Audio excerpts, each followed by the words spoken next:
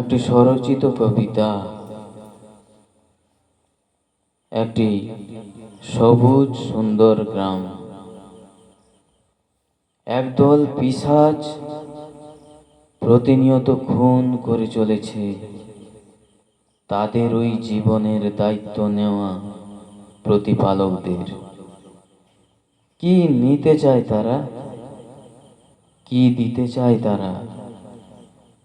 তাদের গতিবিধি নিয়ন্ত্রণ করা এত সহজ নয়। ওদের নীল বিষাক্ত ছোপে বিদ্ধ হয় কিছু গাছ।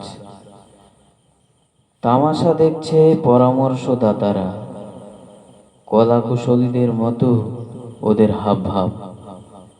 রঙের খেলা দেখতে দেখতে তারা হাততালি দিয়ে ওঠে। ওদের জং ধরা ঠোঁটে লিপস্টিক পরানো। দিনের কাজে ফাঁকি দিয়ে এরা ফন্দি আঁটে।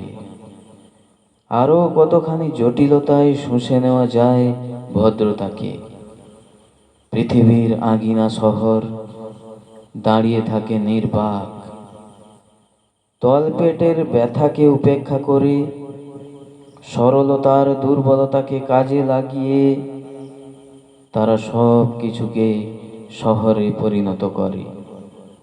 পুনরায় ফিরে আসে ভাঙা হৃদয়। আলো ও অন্ধকার ভাগ করে নেয়।